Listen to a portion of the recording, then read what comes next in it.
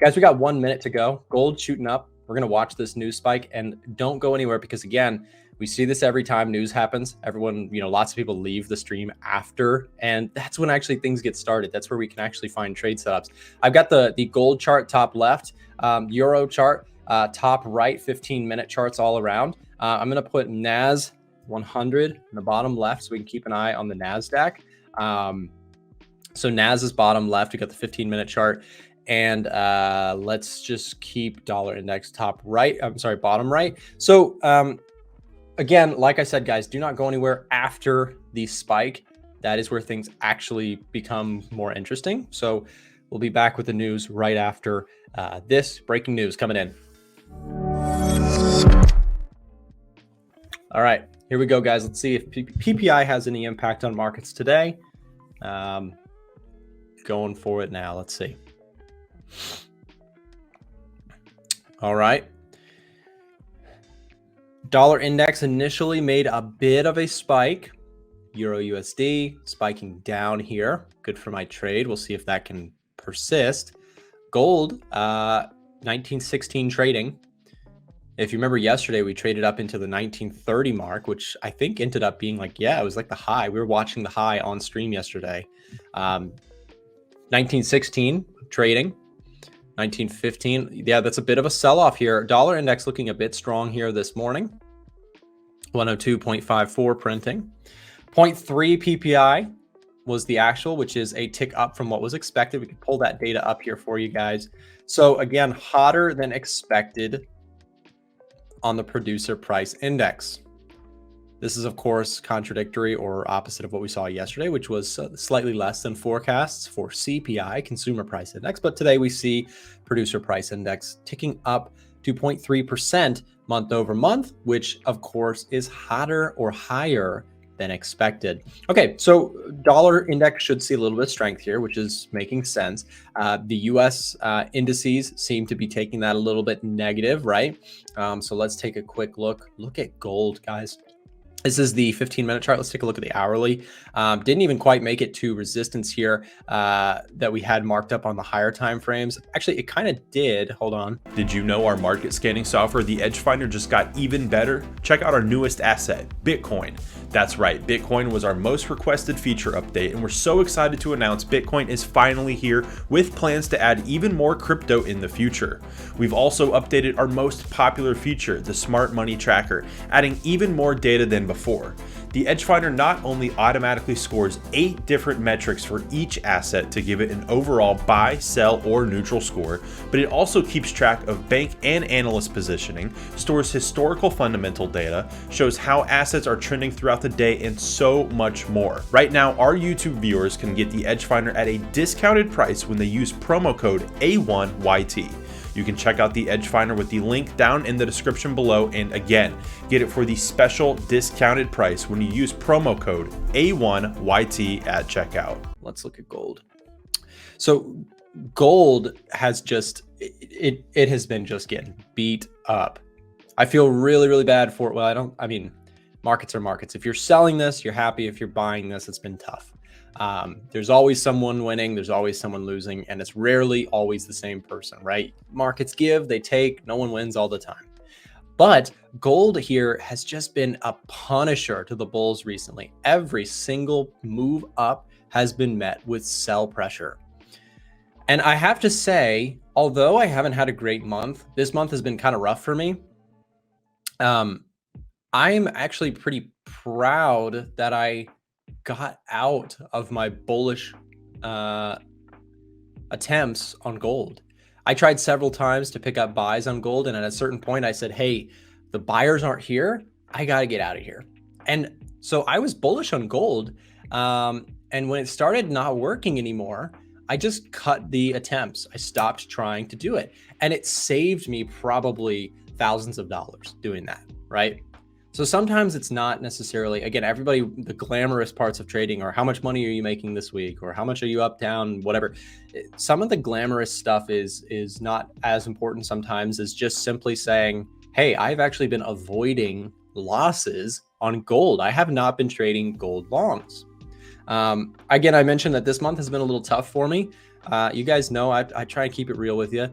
I've been doing this a long time on YouTube, and I've been trading for a long time. I'm comfortable with my strategy. I know the risks that I take. I know the rewards that I take. And I also know that drawdown is a real and inevitable thing to everyone. So this month has been tough for me. You can see I'm down like almost $20,000 on the account this month.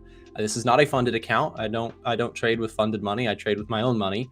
And you know, this year has been amazing. So bit of context, right? It's very, very important. But you know, losses and drawdowns happen to the best traders in the world. It is looking like I might get stopped out here on NAS. Let me see where I'm at with NAS real quick. Let's see, 15,036. Yeah, so we're very, very close. If not, yeah, we're probably going to get stopped out on NAS, which is cool. If, you know, from here, what this tells me is that my bullish, so I just made the point that I kind of backed out of buying gold for a while, and that saved me a lot of money. I think it might be time for me to pause on the NASDAQ attempts. I've tried at this level of support, I've tried at this level of support, and I've tried at this level of support. So I have taken 3 losses. And so that's kind of what's contributing to my drawdown recently. Now, here's the problem, right? On YouTube, constantly I get people who are like, why the heck would you buy here? You know, you're silly for doing that here. But then, you know, and I'm not trying to sound spiteful about this. This is just the reality of trading. People are constantly hindsight biased, not just to creators like myself, but to themselves, right? They're constantly chasing their own tail. I should have done this. I would have made money if I done this. That doesn't do anything for you. You know, get that. That is loser talk. That does not help you in trading. Trading does not happen on the left-hand side of the chart. It happens on the right side. And what I mean by that is you don't get paid to talk about what happened already. You can analyze your losses and that sort of thing. But again, I've been on a really, really good win streak this year. I've caught almost all of this move, buying pullbacks and riding the move. I mean, I've been trading almost exclusively NAS and S&P 500 and gold for the last like few months. And it had to come to an end at some point, right? The drawdown was coming at some point or not. Despite that, though, again, I am still bullish overall, but I'd like to see price action kind of start to formulate another, you know, move higher. So anyways, NAS probably going to pause on that. However, Euro dollar doing well for me. Take a look at this. Euro USD is making up for it. The currency trading is back. Let's see if we can break support here, guys. For Euro dollar shorts, or Euro traders who are also in this kind of move with me, this is helping us out. So the drawdown obviously has mostly been on the NASDAQ, but we're making some of that up trading Euro here, which is awesome. This thing is tanking pretty good. And I think, you know, after stream, I might go ahead and move my stops to break even. So yeah, Euro looking really good. What I'm watching for, guys, is I am watching to see if price can break through this structure low, right? So we've had support here for a little bit. This is a 1 hour chart. So I'm going to go ahead and mark this just so I have it on my radar. And actually, I love that we just put in this lower high. Yeah, I like this a lot. I may actually go ahead and move my stops into profit, guys. So bear with me as I do this. Let's see, what else can we get going here? Oil also has a really bullish bias here overall in the EDGEFINDER. What else can we find? Like I said, I'm still happy to hold this Euro short, and Chandler also in his Aussie short, which is probably going very well. Let's go spy on Chandler in the competition. I know he's on my team. We have teams of 3. Chandler's on my team, and I'm happy that he is, because look at this Aussie dollar making that move lower. Chandler shorted this yesterday for the competition, which was really cool. Pound USD also, what's pound dollar doing? GBP USD. Pound dollar, big sell-off here, following PPI. Makes sense, right? Dollar strength kind of coming in today. And I would be lying if I said at this point I didn't really want the dollar to break out, because in some ways, let's break this down here for a second. I was long NAS, right? And I was also kind of long dollar by proxy because I went long dollar, short euro, right? So now that I got out of this trade, I'd really like the dollar to continue higher, right? That would probably put more pressure on the downside on the NASDAQ. So again, if I'm being very honest, I wouldn't mind if the NASDAQ kept going lower. Again, especially now that I am, stopped out, it would make me feel a little better. But at the end of the day, I've done this for so long, guys. There's been so many times you can't really. I should take all that back because it's really an unhealthy way of thinking about it. The trade that I took was nullified. It didn't work out, and that's okay. I can look for another opportunity. So what would get me bullish on NASDAQ again? What would give me another chance to try? Well, not where we currently are at, which still looks very bearish. For me to get back in NASDAQ, I would probably want to see this thing. I'd probably want to see this thing kind of break higher from this downward structure that we have on the hourly. So my next trade will probably not be a daily chart trade. It will be probably a lower time frame trade. So I'd like to see this thing break higher, do something strong, but not happening for us today. Again, and I'm fine with this thing stopping me out. It just means that the trade idea that I had didn't work. And yeah, we saw the CPI number out of the US, which came in slightly cooler than what forecasts were. And now we see PPI numbers coming in slightly higher than expected. What's your take on everything that we saw this week? And is there anything that you're watching here on Friday? Yeah, I've been actually checking like almost everything from interest rates, from actually CPI and from NFP since last week. So yeah, it's been actually tough on our side. So hey, the market has been just consolidating left and right. So, but with the inflation, mostly importantly, US inflation, I think I don't really see any change there, even though we see year over year pushed a little bit lower. But the most important one is core CPI, which is just the same as last month. So, which means the actually inflation is still seriously not changing that much, and that can give us a clue that there is a chance for them to increase. But still, we also have another CPI for next month, so we're not going to panic that much. But we can easily see that the market has been bearish from NASDAQ, from gold. They've been actually just consolidating, going down. But since we have some mixed market, the market has been like trying to push up, down, up, down. So, and with these moves, actually along the way, we took some losses, especially this week and last week. So we had some few losses. So it wasn't actually a good week. So I'm just waiting for next week.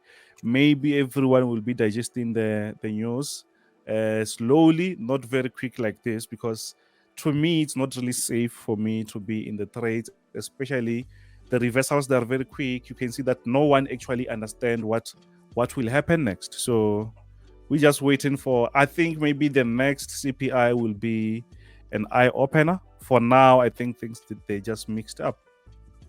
Sure. Yeah. And so you've got kind of your gold chart pulled up here, which I've been talking about has just been really struggling to find any buyers. Are you shorting gold? Are you looking to short gold? Are you sell bias? Where are you at with gold today? Yeah, on my side here, I had this a very long actually support. So it seems to be broken out. But if you check very closer, we also have some areas that maybe we can also consider. But from the diagonal side, the market actually already broken out. Maybe the market will come around this level. Maybe it will respect that. If not, obviously the market will be trying to push lower. But that maybe it will be because everyone maybe is thinking about FOMC. They might still increase. But I heard the other president from, I forgot the name, he said that if they increase, it will be maybe for the last time. And yeah, maybe I also see the same thing. They might increase, but maybe for the last time, maybe next year, they will just pause. But that increase also has some effects because we might see the market pushing lower for now. Sure. Yeah. And I think also There's just something to also be said about the metals market. Two things that I would say are really fundamentally kind of bearish outside of just the interest rate stuff. I mentioned this earlier. Inflation numbers out of China were slower than expected, and the reason I bring that up is we don't talk about China that much on the streams and content, but it's an important economy. It's the second largest economy in the world. And they also are one of the lead, they're like a powerhouse in the exporting and product, creation stuff, right? They're exporting everything, right? You go to the store and everything is made in China. And a big thing there is that Chinese inflation numbers came out less than expected. What does that mean? Well, less than expected inflation means that, there's less activity, right? Sometimes you can even go into kind of a disinflation or in terrifying situations, deflationary environments where, prices are not moving, the, product is not moving. So that has a big impact on the metals market. And especially when you look at the more industrious metal, which is of course silver, right? Silver is used in so many things, airplanes, solar panels. We've seen this week just be a tough week for metals, but especially on the silver side, as of course well with the gold side as well. The other thing that I kind of see there is that there's a lack of Kenzo, we've been doing these together for a while every Friday, and things have changed. There was a while where we had the invasion of Ukraine. There was times where Taiwan invasion fears were a thing. When oil prices were rushing higher, and COVID-19. There's been so many things in the last few years that have been very, very scary, and that generally causes fear in the markets. Of course, not to mention even bank collapses here in the United States recently. Those things are bullish for gold because they cause a drive higher. What we don't have right now is we don't have anything that's just blatantly obviously scary and terrifying for the market to kind of buy gold about, right? So it's something to think about. We have that, and one way to visualize that too, other than just looking at the metals and commodities market, take a look at the VIX, right? The VIX is a measure of volatility, and what we can see here is that volatility has been on a decline. Volatility increases. Take a look at this, right? March, that's when gold was skyrocketing, right around when the VIX was making a strong move higher off of fears around the banking system and so on and so forth. So that fear power is not there for gold. Do you agree? Do you think that has an impact on gold's kind of drift lower recently? Yeah, I can say there's so many factors, especially when you added China in there. I also watched the news actually, like let's say since last month, they say like Chinese economy wasn't doing great, and enough manufacturers companies, they were just moving out of China. Yeah. So that is something that we should also check, because it means things that they actually going to go slower, including gold. You see, including gold. So which means actually, even if other things go very good on the other markets, but we will see sort of a slowdown in the market. But I think the panic, even though Chinese is still struggling, especially on the private sector, but currently we don't have something that can make us to panic. Only inflation and only interest rates, they are the only things that can make us, but we're no longer going to panic that much.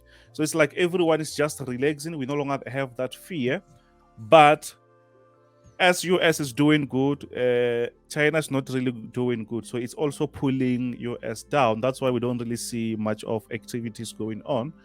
And that actually, it gives us a different sort of a market. It's no longer the one that we actually used to.